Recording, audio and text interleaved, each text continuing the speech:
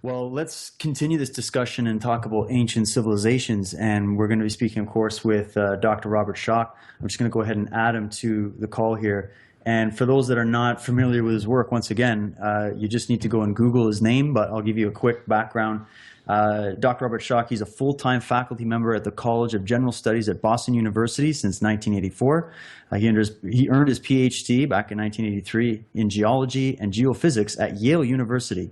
He also holds an MS and a master, I don't know what that is, but in geology. So he's got all kinds of degrees in geology, geophysics from Yale, as well as degrees in anthropology and geology from George Washington University. And in the early 1990s, Dr. Schoch stunned the world with his revolutionary research that recast the date of the Great Sphinx of Egypt to a period thousands of years earlier than its standard attribution, in demonstrating that the monument has been heavily eroded by water despite the fact that its location on the edge of the Sahara has endured hyper-arid climactic conditions for the past 5,000 years. Dr. Schoch revealed to the world that mankind's history is greater and older than previously believed.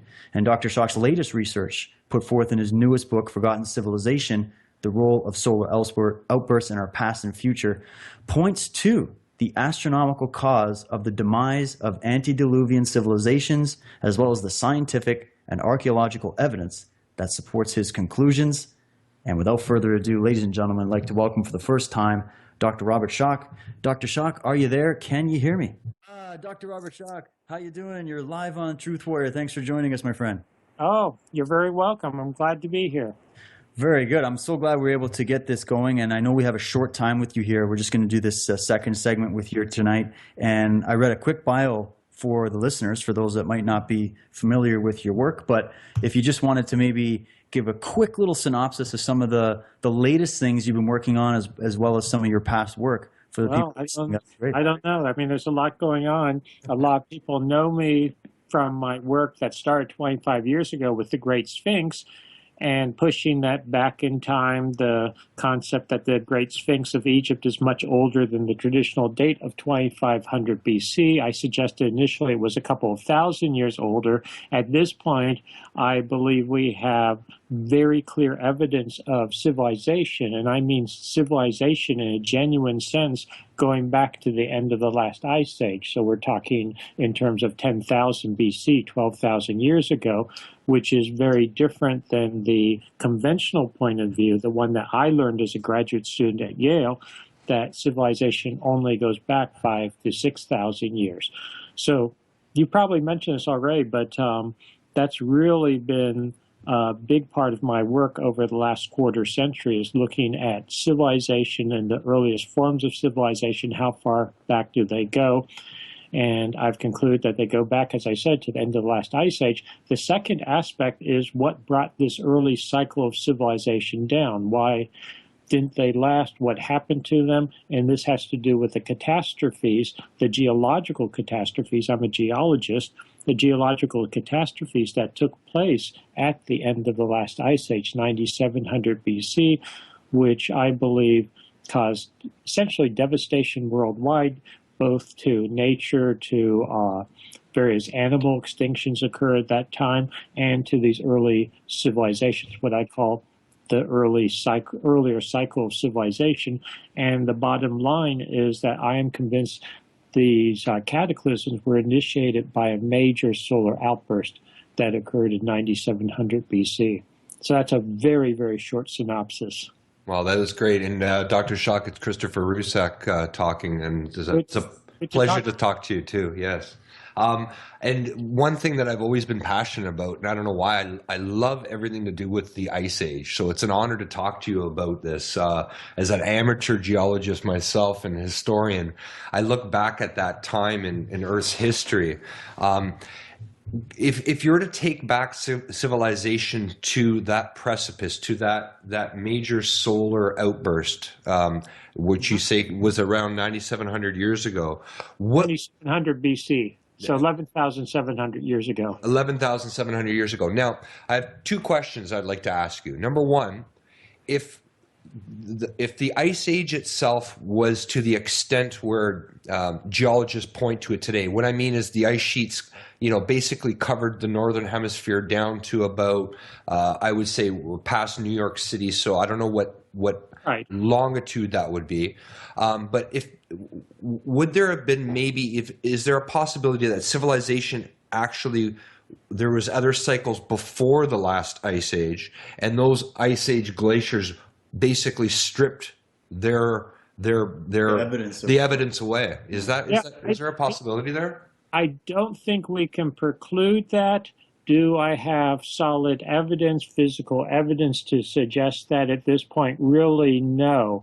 What we do know is that it depends on, this now gets into the fuzzy area of what is civilization, how do you recognize it, especially when you go back that far in time. And what we do have, not in Americas at this point, we just don't have the evidence in the Americas, but in Europe and Asia, we do have evidence of very, very little evidence. But what evidence we do have, sort of the tip of the proverbial iceberg, which is maybe a good analogy when we're talking about the Ice Age. No pun intended. What we have are sometimes referred to as Paleolithic cave paintings, Paleolithic artifacts, that type of thing, which can be interpreted as incredibly primitive, except when you start really looking at some of the work that we're talking about, which could suggest evidence for previous cycles. So as terms of real physical evidence, but very little survives from that time period. And something that you learn in geology when you may be familiar with the term taphonomy and looking at what survives over time. Yep. And as you go back further and further in time, essentially what survives drops off exponentially. So it's a truism that the further back, the less you expect, all other things being equal. And then when you have things like cycles of ice ages, which we've had, 4 major cycles of ice ages in the last 400 to 500,000 years, which are incredibly destructive physically, the glaciers coming and going, it's not surprising that there's not much left. Yeah. Now, if you can paint a picture for David and myself and the listeners, what was the day like 11,700 years ago It depends when that solar outburst happened? If you can paint that picture for us. When the solar outburst happened, that would have been very exciting, very dramatic. What you would see is essentially figures in the sky. You would see what would look like, maybe, depending on where you are on Earth, huge lightning bolt type structures coming down. They're not technically lightning because it would not be coming from atmospheric movements and clouds and that type of thing. Essentially, what we're talking about is what are known as coronal mass ejections or solar outbursts. And you'd have incredible, in some places, scorching of the earth, that type of thing. Literally what would look like huge thunderbolts, but orders of magnitude larger, hitting in some places.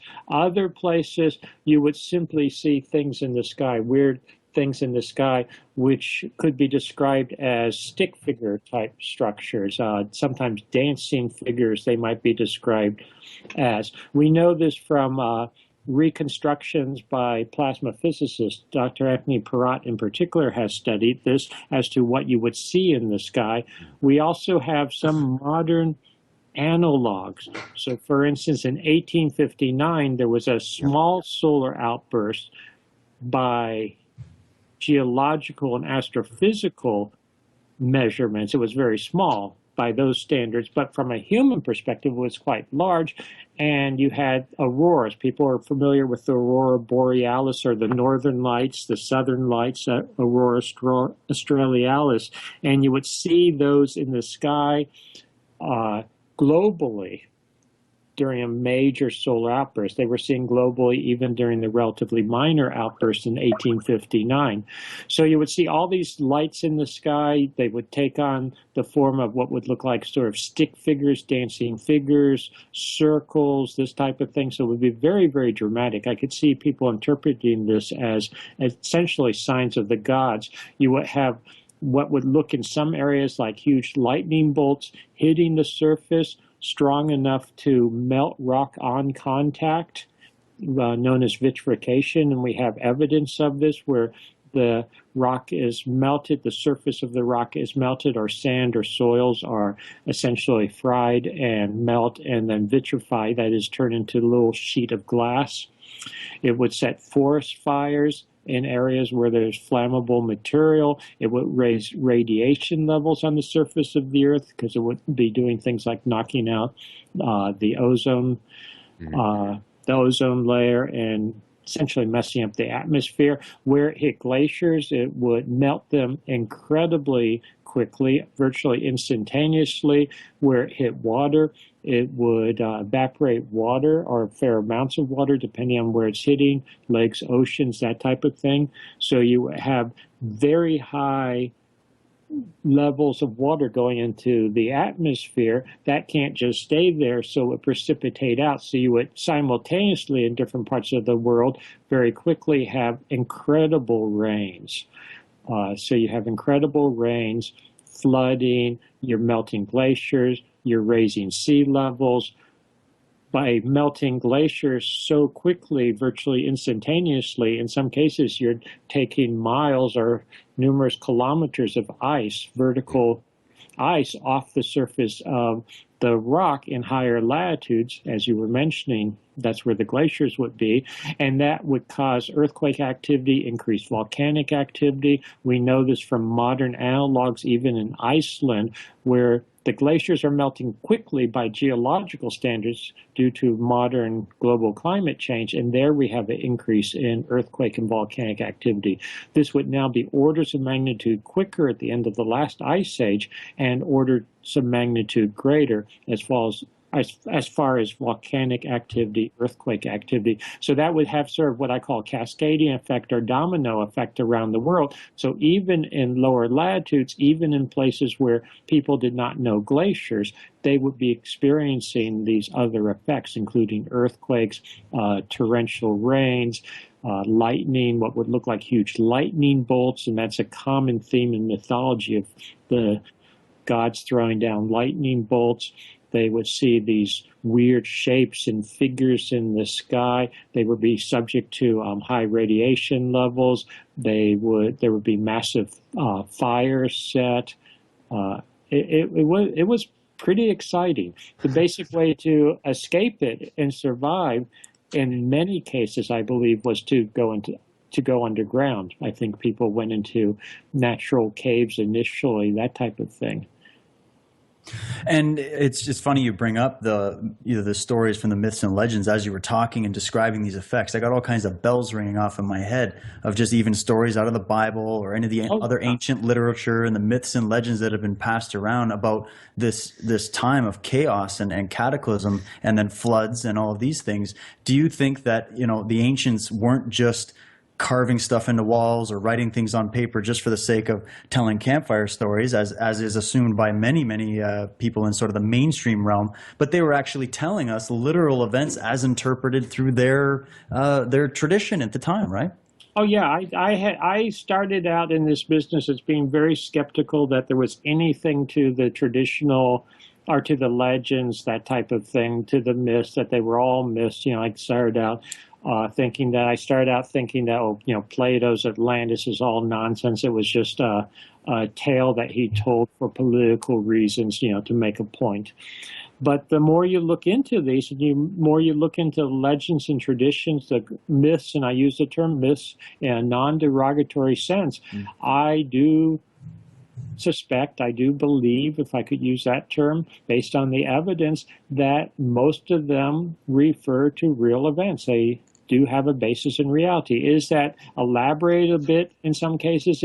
Is it misunderstood as they've been retold over generations and generations? Yes, so there's something lost or some changes, but I believe a lot of them have a basis in reality. I want to focus on one just for a second because it's so well known, and that is Plato, and he tells in great detail about Atlantis, and that Atlantis is this high society, both technologically and otherwise, that existed before classical civilization. That is the Greco-Roman civilization of his own time, 4th century BC, existed long before that, existed before dynastic Egypt, which goes back to 3000 plus BC.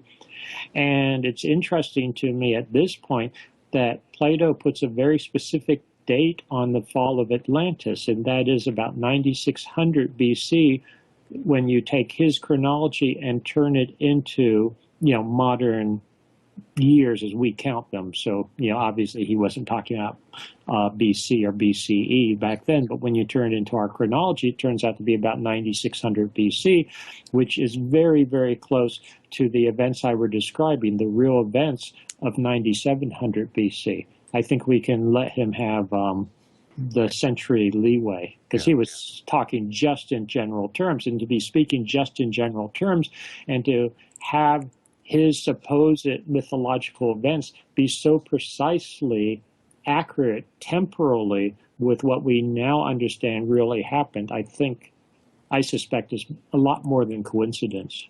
So with the redating of the Sphinx and with your new book, Forgotten Civilization, The Role of Solar Outbursts in Our Past and Future, what was happening in Egypt at around 9600 BC? And how does this solar outburst affect the historical chronology of this, I guess, redated Egyptian civilization? Well, I suspect that we don't have as much evidence in Egypt, and this ties in with another thing about evidence. You were asking about evidence of earlier civilizations, and where you have a lot of people living in one place for a long time, they tend to cover over, they tend to reuse, they tend to destroy earlier evidence in many cases, or reappropriate it, for themselves. And in many cases, you get older structures, older things being reused, and then later we come along and we date them to the more modern era. Yep. And I think this is very much the case in Egypt. I just got back from Egypt. Katie, my wife, and I were in Egypt last month during my semester, break between semesters. We spent it in Egypt. And I'm finding more and more evidence for that. So in answer to your question, I believe that we had an advanced civilization, or we'll just call it true civilization, in what is now Egypt. It wasn't Egyptian in the sense it wasn't dynastic Egyptians. It was 6,000, 7,000 years earlier than that. Among other things, they carved the proto-sphinx. I'll use the term proto-sphinx because everyone is familiar with the Great Sphinx, hopefully, of Egypt, which sits on the Giza Plateau in front of the three major pyramids there. The Sphinx now has the body of a lion, the head of a human, but that is not the original head, for instance. So the Sphinx, as I've determined, is much older in terms of its origins, goes back to this earlier cycle of civilization, which is pre-end of the last ice age, but it was reused. It was reappropriated by the dynastic Egyptians, heavily modified, repaired. The head was recarved. So you have this evidence in Egypt, and when I was there with my wife, we were looking at other evidence that we believe goes back to this earlier period, but again, in many cases was reappropriated by the dynastic Egyptians. So you have huge megalithic structures, or cores of structures, that I believe the evidence suggests were then reused in Old Kingdom dynastic times around 2600 BC. They essentially found these older structures and then reused them. And this complicates the matter. But you have that civilization there. We have in Göbekli Tepe in southeastern Turkey a much cleaner example of this earlier cycle of civilization, because at Göbekli Tepe in Turkey, we have these megalithic stone circles is the best way to describe them, but they're beautifully carved. They have reliefs on them. There's incredible sculptures that have been found at the site. And this dates also to that early period. In fact, it dates to almost precisely 98 to 90. Part of it spans the end of the last ice age, 98 to 9600 BC. But there, it wasn't reused by later people over thousands and thousands of years because the site was entirely buried by 8000 BC. So we have a much more pristine record of evidence. All right, we have about 2 minutes left before we take our first break here. I just wanted to briefly ask you one quick question. Seeing that you spend so much time in Egypt and wrote numerous books on the subject of the Sphinx, the Giza Plateau, do you think, and would you guess that there's some evidence of this earlier civilization buried under the sands of the Sahara? Oh, yeah. Yeah, I've been to Egypt myself, and it seems strange that everything just ends right there along the banks of the Nile, and you got this huge expanse of sand to the west of the plateau, and I just wanted to know what your thoughts are on that. Absolutely. I think there's a lot under there. Something that we did, when I say we, this was particularly Thomas DeBecke and I, back in the early 90s, we got permission to do some seismic work around the Sphinx and a little bit right in front of the Sphinx, the sand there, and we were finding things immediately. We found a chamber under the left paw of the Sphinx. We found a cliff face under the sand just east of the Sphinx. I would very much like to get the money and equipment to go back and just have fun looking for things under the sand. Around Giza and elsewhere. Abydos is one place where I very much would like to go. This is in what we could call colloquially Middle Egypt. It's technically Upper Egypt, but south of Cairo. So yes, I think there's incredible amount to be found. And one of the problems you have in Egypt is there's so much on the surface that Egyptologists, traditional Egyptologists, sort of just work on the stuff that's obvious on the surface, and they don't go much further than that. I don't want to be insulting to them, but effectively that's what they do. And they're overwhelmed by what's there right on the surface. I'm speaking as a geologist without going very deep at all. Well, it goes back to that old kung fu saying, ladies and gentlemen, look beyond the surface, see what is real.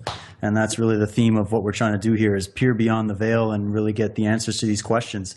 And we're going to head to our first break here. We got another segment left with Dr. Robert Schoch. His website is robertschoch.com, and you can get more information on the events coming up at modernknowledge.ca. We'll be back in a few minutes, ladies and gentlemen. Don't go anywhere. All right, and welcome back, ladies and gentlemen. We're here tonight speaking with Dr. Robert Schoch.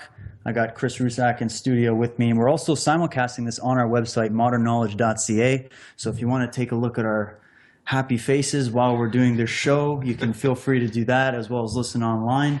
And we're very excited to do this show. We had Stanton Friedman join us there in the first hour, and we've got one segment left here with Dr. Robert Schoch. So Dr. Schoch, welcome back, and we're very, very excited to be bringing you to Canada coming up on the Modern Knowledge Tour. So we hope you're excited about it, and we're looking forward to it. I'm very much looking forward to it. I think we're going to have an absolutely great time, and I hope that people will come visit us, come to our presentations, come to hear the discussion.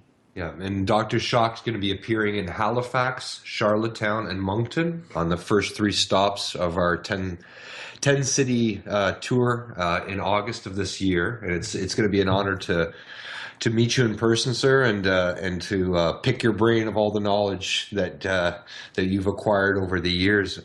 One thing, going back to the Ice Age cataclysm that you speak to in your new book, wanted to know, it seems that there's not an awful, and I know it's very difficult to do underwater archaeology, but I would just assume that during the Ice Age, the ocean levels would be down a couple hundred feet at least. Absolutely. And people generally in all of our civilizations tend to huddle around water. So one would then conclude that most of our ancient history actually lies underwater about 1 or 2 miles out into sea right now. What would Yeah, you say about that? this is a very, very good point because sea levels at the height of the end of the last ice age, so toward the end of the last ice age, sea levels were as much as 120 or more meters lower than they are now. Wow. So we have major expanses going out a couple of miles from the modern shoreline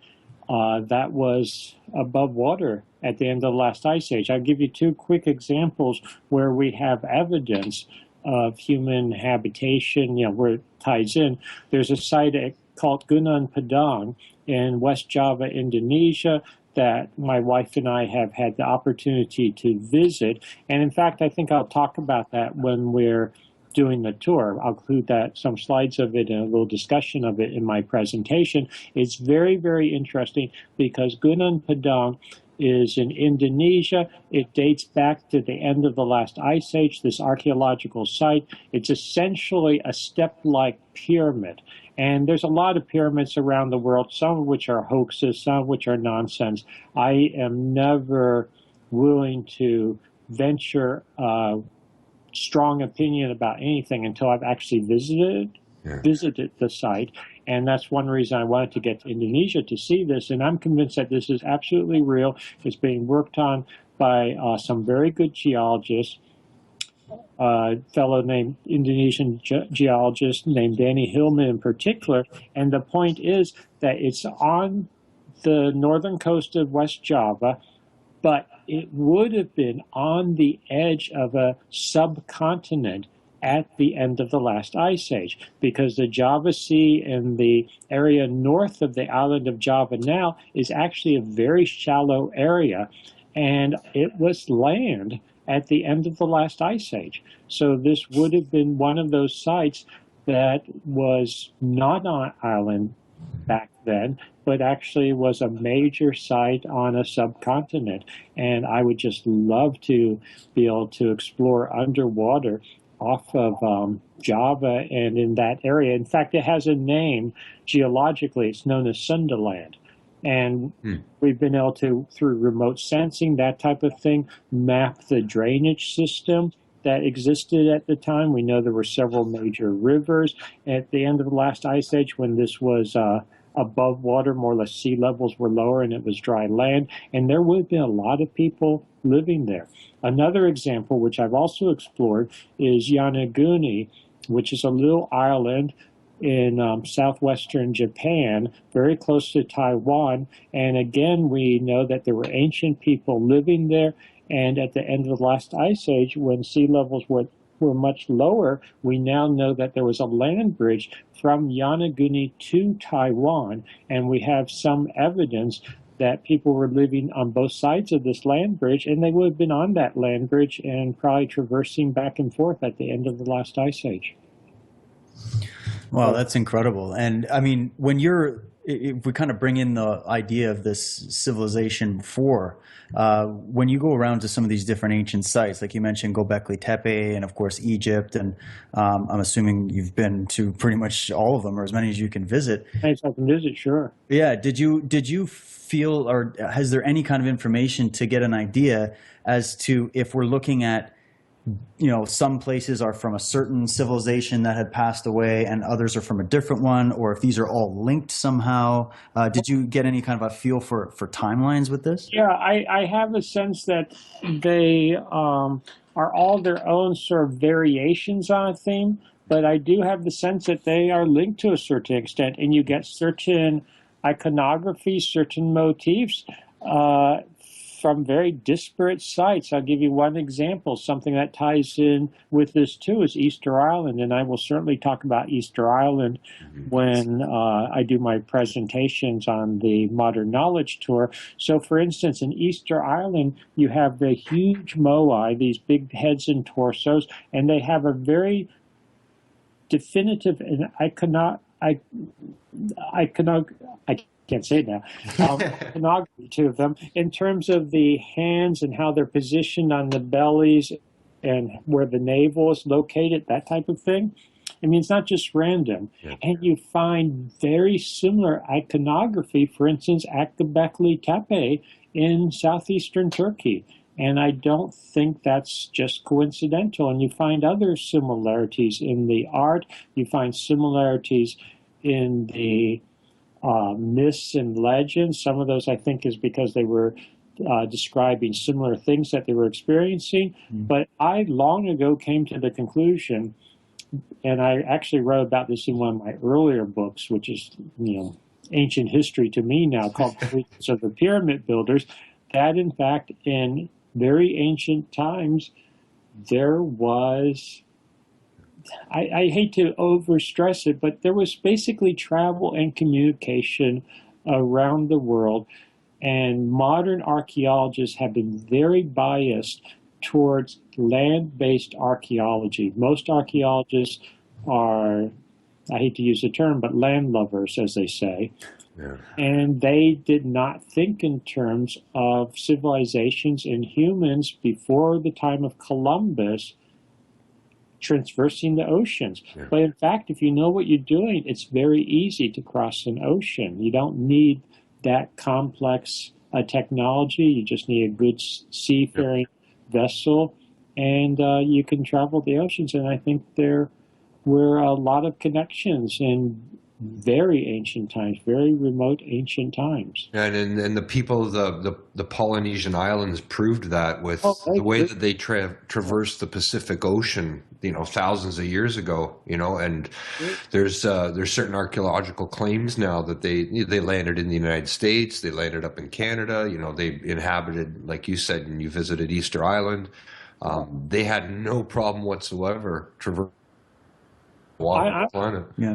I'm convinced that Thor Heyerdahl was correct when he argued that there were not just Polynesian influences on Easter Island, but there were also South American and American influences on Easter Island. In fact, there's genetic data that just came out recently within the last, within the last few months, re-supporting this, that there was interchange. I'm talking about Easter Island specifically now, because the classical view is Easter Island was colonized very late, and it's only Polynesian, that is, people traveling from Polynesia, the Polynesia proper traveling from the area west of Easter Island. And Thor Heyerdahl, the great Norwegian explorer, argued that no, there were influences from the east also, namely the Americas, and that's, I believe he's now been vindicated. And of course, he was famous for demonstrations that using, quote, primitive rafts and reed boats, you could cross both the Atlantic and Pacific. Well, it's so fascinating, and there's so many points, and I'm very excited for your presentation, Dr. Schoch, when you do it, because to get a big picture for people to see some evidence, some photographs, and have you discussing these points and weaving it together is so key. The question I wanted to maybe bring you is, we were talking about the solar activity happening and the ancient cataclysms and the moves of civilization and whatnot. Where do you think we stand today? I mean, are we looking at some warnings from the past? Are we looking at indications from studying ancient civilizations and history and all of this that we might be, if we are in a cycle, are we coming up to some of those points in our cycle again today? Well, I hate to answer this question because I don't have a very cheery answer. Yeah. We can take it. We can take it. It's, our society rests solely on the electromagnetic everything that we own and do and owe, and it's all run on computers now. So absolutely. And see, the problem is for us as a society is, yes, there's a big lesson from the past. There are lots of lessons from the past. I am not one of those people, as much as I love ancient history and researching the earlier cultures and civilization, I don't believe that we should just do that serve what I call voyeuristically, just because, it served need, and aren't they served need these? I hate to say it. I've dealt a lot with Egyptologists in particular, and a lot of Egyptologists, they spend their lives studying ancient Egyptians just to essentially make fun of them. that, oh, you know, they're these primitive guys. Yeah, they created some sort of interesting art, but they never quite learned perspective. They never learned that you have to go beyond worshiping, you know, dog-headed gods and that type of thing. I mean, they really make fun of them. And I think we have to actually learn from the ancients, and I think they've got a lot to teach us. And one is exactly what you're talking about. They survived a major solar outburst, or at least a few of them survived, and they went into essentially a dark age, what my wife first came up with the name, SIDA, solar-induced dark age, which lasted for thousands of years before civilization re-emerged. Looking at the geological data, looking at things like ice cores, which I'll talk about in more detail, I'm sure, when I give my presentations on the tour, we now have evidence that the sun goes through cycles. And I believe there is a fundamental cycle. There's many cycles for the sun, but I believe there's one that is on the order of about 12,000 or so years. I was going to say 12 to 13,000 years. The sun goes through periods of incredible activity, incredible volatility, and that's when you have major solar outbursts punctuated by, it looks like it goes dormant, but for a very short period of time, then it explodes again. And this happens to the sun like it does to any star. Most stars are like this. They're not stable all the time continuously, so they go through these cycles. You had a cycle like this about 12,000 years ago at the end of the last ice age, and all the indications are that we are going back into that cycle of volatility. And I believe that the first really good evidence that we have for this in historic times is the 1859 Carrington event that I mentioned earlier, this solar outburst in 1859, which was very small from an astrophysical point of view, but very large from a human perspective. And I think that it's sort of the proverbial shot across the bow, indicating that more is coming. And when I say more is coming, I'm thinking in terms of, you know, it could be next week, it could be within a couple of years, but I'm not talking more in geologic time, you know, hundreds of years from now. I'm talking much more immediately, but it's very hard to predict. I can't tell you, oh, it's going to happen in 3 months and 10 days or 5 years and 2 months, but I think we have to be prepared. The Carrington event in 1859 was minor from a solar point of view. It would bring down our modern technological society today. It would overload grid systems. It would wipe out electrical systems. It would wipe out computers, communications, you know, satellites in the sky. It would be absolutely devastating. We have made ourselves so vulnerable to these types of events with our dependence on electricity and electronics. Now, getting into some of the evidence, if you don't mind, what would a geologist or an archaeologist for that matter look for in the historical or geological record that would point to a solar outburst being the cause of an extinction?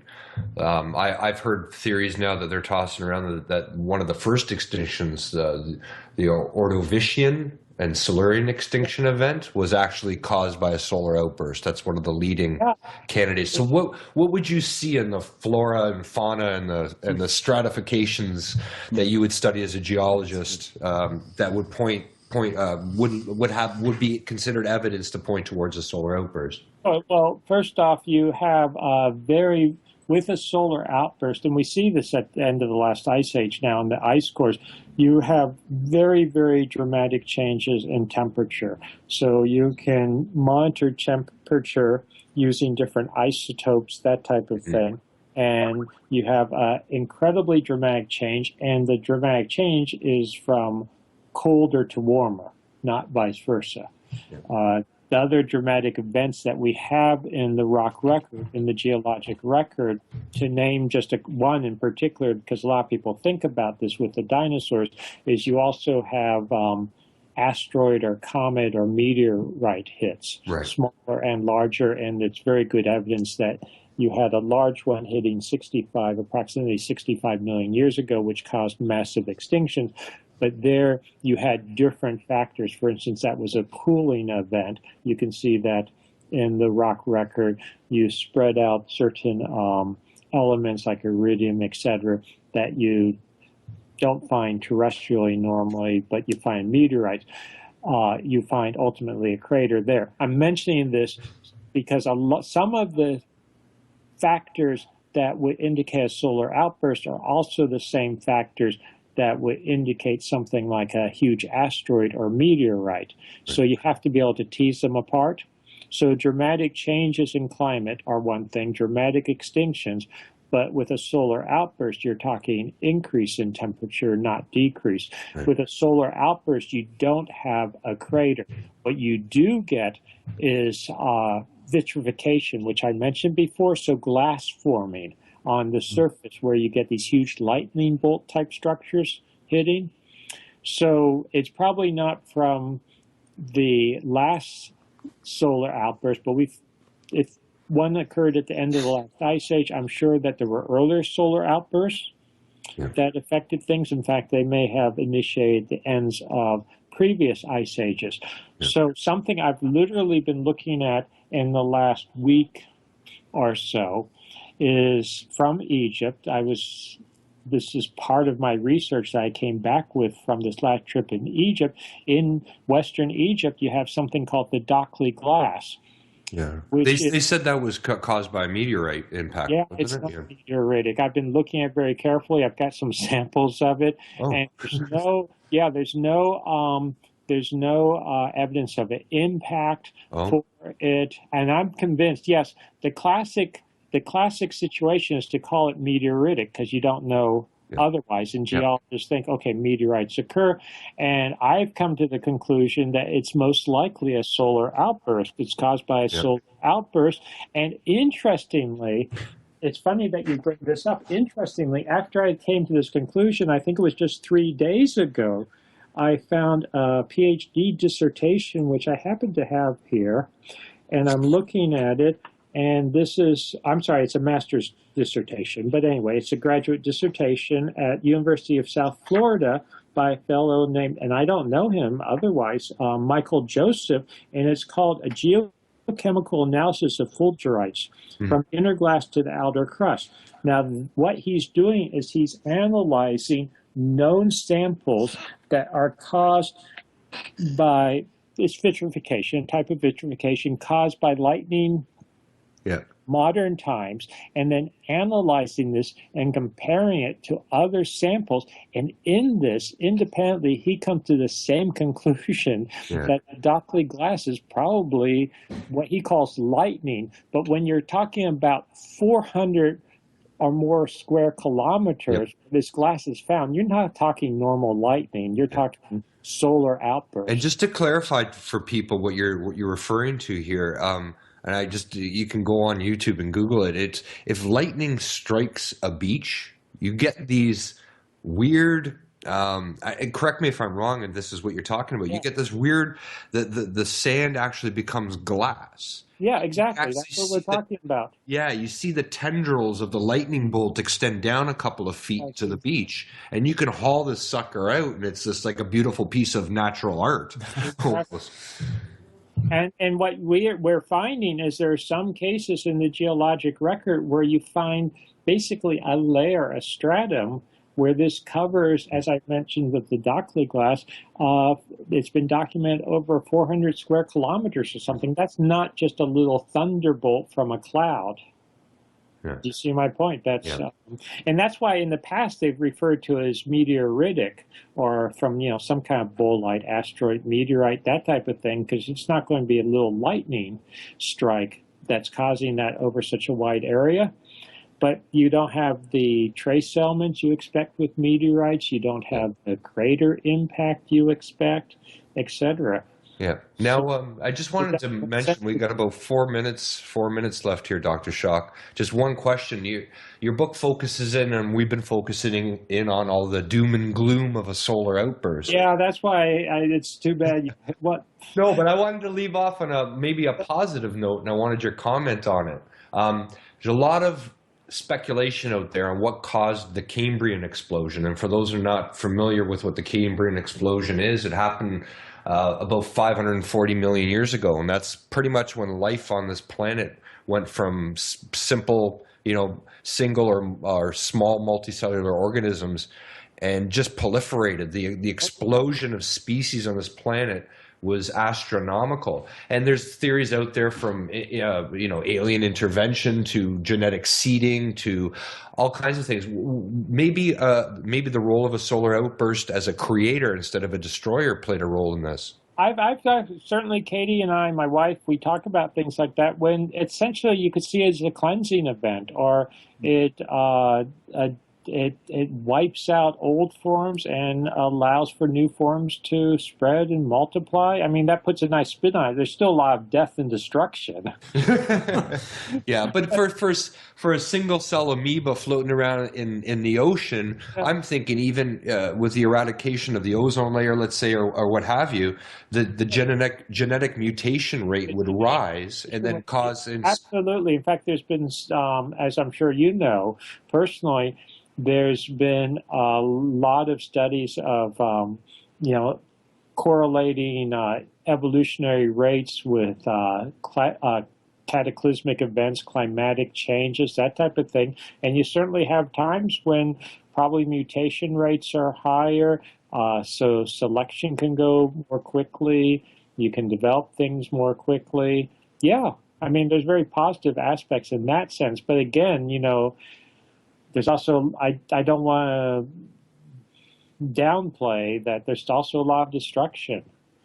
And, it's really something to think about. We could undergo a major change in sort of the balance of power and the balance of, society if we would, in fact, if there were in our lifetime a major solar outburst. And I don't believe that's impossible at all that we could see that. Well, I got one final question for you, Dr. Schoch, and I saved it for the very end, and you only have a minute to answer, so no pressure. But do you think... I just won't answer, and people have to come to the tour, yeah. Do you think we had any help along the way? Oh, I can't answer that. If you're talking about alien intervention... Yeah, I think they just look down on us and laugh and say, let's see what happens. I don't know. No, honestly, seriously, I'm not opposed to such things if we have good, solid evidence for it. But I'm a geologist, so I have my own biases. I tend to look to the Earth first, and I tend to look at what we have on Earth. And I'm convinced that there's been alien intervention in the sense of intelligent extraterrestrials. I am convinced that there's been plenty of alien intervention in the terms of solar outbursts, in terms of cosmic effects on the Earth, that the Earth is very, very tied to the rest of the solar system, to the galaxy. These are things actually I could talk about at length during my presentations, or if people are interested, we could discuss. But as far as, aliens coming down in spaceships and that type of thing, I mean, I know a lot of people that are into that, very, very credible people, and I don't poo-poo it, I don't dismiss it on the one hand, but it's not something that... It's not your first place, but it's something in the back burner there. Yeah, well, exactly. I mean, if we find... We're going to get cut off here, Dr. Schoch. Sorry to rush you off, but ladies and gentlemen, we're going to have Dr. Schoch explaining more on the tour. modernknowledge.ca, robertschoch.com is the website. Thanks for joining us tonight, and we'll catch you again next week.